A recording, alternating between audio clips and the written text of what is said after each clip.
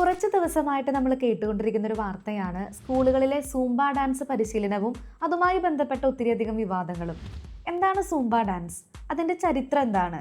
വിദ്യാഭ്യാസത്തിലേക്ക് അതിനെ ഉൾപ്പെടുത്തുമ്പോൾ ഉണ്ടാകാവുന്ന ഗുണങ്ങൾ എന്തൊക്കെയാണ് എന്നതാണ് ഇന്ന് ഞാൻ നിങ്ങളുമായി പങ്കുവയ്ക്കുന്നത്.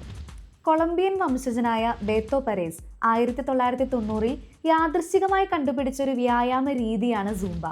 ബേത്തോ പരേസ് നല്ലൊരു ഡാൻസറും കൊറിയോഗ്രാഫറുമാണ്. എയറോബിക് എക്സസൈസ് പഠിപ്പിക്കുക എന്നുള്ളത് അദ്ദേഹത്തിൻ്റെ ഒരു പാഷനായിരുന്നു. ഒരു ദിവസം അദ്ദേഹം എയറോബിക് എക്സസൈസ് പഠിപ്പിക്കാനായിട്ട് ക്ലാസ്സിൽ പോയപ്പോൾ എയറോബിക് മ്യൂസിക്കിൻ്റെ ടേപ്പ് എടുക്കാൻ മറന്നുപോയി. അപ്പോൾ ആളൊരു അഡ്ജസ്റ്റ്മെൻറ്റ് ചെയ്തു.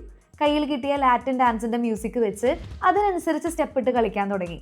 അപ്പോൾ ആൾക്ക് തോന്നി, കൊള്ളാലോ, ഇത് കാര്യം ഒരു അഡ്ജസ്റ്റ്മെൻറ്റിന് ചെയ്തതാണെങ്കിലും സംഭവം അടിപൊളി. മ്യൂസിക് നല്ല രസമുണ്ട് കേൾക്കാൻ, കളിക്കാൻ നല്ല ഇൻട്രസ്റ്റ് കിട്ടുന്നുണ്ട്, വിയർക്കുന്നുണ്ടെങ്കിലും ക്ഷീണം അങ്ങനെ തോന്നണില്ല. അതേ പിന്നെ ആള് ലാറ്റിൻ നൃത്തത്തിൽ, അതായത് സാൽസ, മെറിംഗ്യൂ പോലുള്ള ലാറ്റിൻ മ്യൂസിക് സ്റ്റൈലിൽ എയറോബിക് എക്സസൈസ് ഉൾപ്പെടുത്തിയിട്ട് വ്യായാമം ചെയ്യാൻ തുടങ്ങി. ആദ്യം ഈ വ്യായാമ രീതിയെ റൂബ സൈസ് അല്ലെങ്കിൽ ജാസർ സൈസ് എന്നൊക്കെ വിളിച്ചിരുന്നത്. പിന്നീട് 2001 ആൽബർട്ടോ പേൾമാനെയും ആൽബർട്ടോ അഗിയോനെയും കൂടെ കൂട്ടിയിട്ട് ബേത്തോ പരേസ് സൂംബ എന്ന പേരിൽ ഒരു ഫിറ്റ്നസ് ബ്രാൻഡായിട്ട് ഇത് കൊണ്ടുവരാണ്. അത് പിന്നീട് ലോകം മുഴുവൻ വളർന്ന് കോടിക്കണക്കിന് ട്രെയിനേഴ്സും ഫോളോവേഴ്സും ഉള്ള ഒരു ഫിറ്റ്നസ് രീതിയായിട്ട് ഇന്ന് കാണുന്ന പോലെ അത് മാറി. ഇതാണ് സൂംബ ഡാൻസിൻ്റെ ഒരു കുഞ്ഞു ചരിത്രം. ഇനി വിദ്യാഭ്യാസ സ്ഥാപനങ്ങളിലേക്ക് സൂംബ എങ്ങനെയാണ് കടന്നു വന്നതെന്ന് നമുക്ക് നോക്കാം.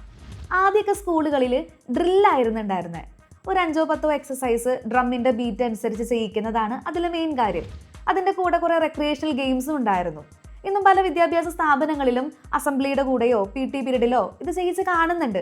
എന്നാൽ ഇപ്പോൾ കേരള ഗവൺമെൻറ് ലഹരി വിരുദ്ധ ബോധവൽക്കരണത്തിൻ്റെ ഭാഗമായി സ്കൂളുകളിൽ സൂംബ ഉൾപ്പെടുത്തിയിരിക്കുകയാണ്. അതിൻ്റെ ആവശ്യകത എന്താണ്? അത് ചെയ്യിച്ചുകൊണ്ടുള്ള ഗുണങ്ങൾ എന്താണ്? സൂംബ ഒരു ഫുൾ ബോഡി വർക്കൗട്ടാണ്. നമ്മുടെ ശരീരത്തിലെ അവയവങ്ങളുടെ പ്രവർത്തനം ഏകോപിപ്പിക്കാനും ദഹന പ്രക്രിയയെ സഹായിക്കാനും ശരീരഭാരം നിയന്ത്രണത്തിലാക്കാനും കുട്ടികളുടെ മാനസികാവസ്ഥ ഉത്തേജിപ്പിക്കാനും സഹായിക്കുന്ന ഒരു വ്യായാമ രീതിയാണ് സൂംബ. ഇനി അത് എന്തിനാണ് സ്കൂൾ കുട്ടികളെ പരിശീലിപ്പിക്കുന്നത്? നമുക്കറിയാം, മാനസിക ആരോഗ്യം ശാരീരിക ആരോഗ്യം പോലെ തന്നെ പ്രധാനപ്പെട്ട ഒന്നാണ്. മനസ്സിന് എന്തെങ്കിലും പ്രശ്നം വന്നാൽ അത് ഓട്ടോമാറ്റിക്കലി ശരീരത്തെ ബാധിക്കും. മനസ്സെപ്പോഴും ഉഷാറായിരുന്നാൽ പഠിക്കാനും മറ്റു കാര്യങ്ങൾ ചെയ്യാനൊക്കെ കുട്ടികൾക്ക് വളരെ താല്പര്യമായിരിക്കും. മാത്രമല്ല, ഇപ്പോഴത്തെ കുട്ടികളിൽ ഭൂരിഭാഗം പേരും നേരം വൈകി ഉറങ്ങും. മൊബൈലും TVയും വീഡിയോ ഗെയിമും ഒക്കെ കഴിഞ്ഞ് കിടക്കുന്നത് വൈകി. പിന്നെ നേരത്തെ എണീറ്റ് സ്കൂളിൽ പോയാൽ ഒരു ഉറക്കച്ചടവ് കുട്ടികൾക്ക് ഉണ്ടാവും. പിന്നെ കണ്ടിന്യൂസ് ആയി ക്ലാസ് കേട്ടിരിക്കാൻ അത്ര താല്പര്യം കുട്ടികൾക്ക് കാണില്ല. അപ്പോൾ അവർ പറയും, പഠിക്കാനൊരു മൂഡില്ല മിസ്സേ, ഒരു ഇൻട്രസ്റ്റ് ഇല്ല മിസ്സേ, ഇന്ന് പഠിപ്പിക്കണ്ട, നാളെ പഠിപ്പിച്ചാൽ മതി എന്നൊക്കെ. നമ്മൾ വിചാരിക്കും കുട്ടികൾക്ക് വലിയ സ്ട്രെസ്സൊന്നുമില്ല എന്ന്. പക്ഷെ അവർക്കും സ്ട്രെസ് ഉണ്ട്. പഠിക്കാനുള്ള ബുദ്ധിമുട്ട്, മറ്റുള്ളവരിൽ നിന്നുള്ള സമ്മർദ്ദം, പ്രായത്തിൻ്റെതായ മാറ്റങ്ങൾ ഉണ്ടാക്കുന്ന ടെൻഷൻസ്, വീട്ടിലെ പ്രശ്നങ്ങൾ, അങ്ങനെ ഒരു വിദ്യാർത്ഥിയെ അസ്വസ്ഥപ്പെടുത്തുന്ന ചിന്തകൾ നിരവധിയാണ്. അത്തരം സാഹചര്യങ്ങളിൽ വിദ്യാർത്ഥികൾ പരീക്ഷിച്ച് നോക്കാൻ മുതിരുന്ന ഒന്നാണ് ലഹരി. തുടക്കത്തിൽ ഒരു കൗതുകത്തിൻ്റെ പേരിലാണെങ്കിൽ പിന്നീട് അത് ഒഴിച്ചുകൂടാൻ പറ്റാത്തത്ര ആസക്തിയായിട്ട് മാറും. അങ്ങനെയുള്ള സ്ട്രെസ്ഫുൾ സിറ്റുവേഷൻസ് ഉണ്ടാക്കുന്ന നെഗറ്റീവ് ഹോർമോൺസായ കോർട്ടിസോളിൻ്റെ അളവ് കുറച്ച് നിയന്ത്രണ വിധേയമാക്കാനും അത്തരം ചിന്തകളെ ആത്മവിശ്വാസം കൊണ്ട് തോൽപ്പിക്കാനും സഹായിക്കുന്ന വലിയൊരു ഉപാധിയാണ് വ്യായാമം. പല സൈക്കോളജി തിയറീസും പ്രൂവ് ചെയ്യുന്നത് വ്യായാമത്തിലൂടെ മാനസിക ആരോഗ്യം വീണ്ടെടുക്കാനാവുമെന്നാണ്. William P. മോർഗന്റെ എൻഡോർഫിൻ ഹൈപ്പോത്തീസിസ് തിയറിയിൽ പറയുന്നത്, സൂംബ പോലുള്ള വ്യായാമങ്ങൾ ചെയ്യുമ്പോൾ എൻഡോർഫിൻ പോലുള്ള കെമിക്കൽസ് അല്ലെങ്കിൽ ഹോർമോൺസ് നമ്മൾ ഉൽപ്പാദിപ്പിക്കപ്പെടുകയും അത് ബ്രെയിനിലെ റിസപ്റ്റേഴ്സുമായി കൂടിച്ചേരുമ്പോൾ സ്ട്രെസ്സിനെ മറികടക്കാൻ സഹായിക്കുന്ന ഒന്നായി അത് മാറുകയാണ്.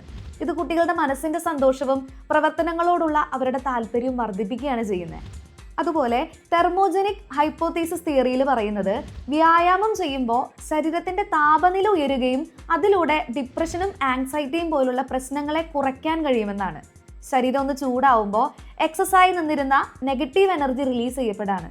ഈ തിയറിയും പ്രൂവ് ചെയ്യുന്നത് വ്യായാമം മാനസിക ആരോഗ്യത്തിന് അത്യന്താപേക്ഷിതമാണെന്നാണ്. ഈ ഒരു ലക്ഷ്യത്തോടെയാണ് കേരള ഗവൺമെൻറ് സ്കൂളുകളിൽ സൂംബ പരിശീലനം ആരംഭിച്ചിരിക്കുന്നത്. ഒട്ടേറെ എതിർപ്പുകൾ ഉയർന്നു വരികിലും റൈറ്റ് ടു എഡ്യൂക്കേഷൻ ആക്ട് പ്രകാരം നടപ്പിലാക്കുന്ന കാര്യങ്ങൾ തുടർന്നുകൊണ്ടു പോകാനാണ് ഇതുവരെയുള്ള തീരുമാനം. സൂംബ എന്ന വ്യായാമ രീതിയെക്കുറിച്ചറിയാൻ ഈ വീഡിയോ ഉപകാരപ്പെട്ടെങ്കിൽ ചാനൽ സബ്സ്ക്രൈബ് ചെയ്യുക. ഇഷ്ടപ്പെട്ടെങ്കിൽ ലൈക്ക് ചെയ്യുക. നിങ്ങളുടെ അഭിപ്രായങ്ങൾ കമൻറ്റായി രേഖപ്പെടുത്തുക. അടുത്ത വീഡിയോയുമായി ഇനി കാണുന്നത് വരെ signing off, learn with Joe.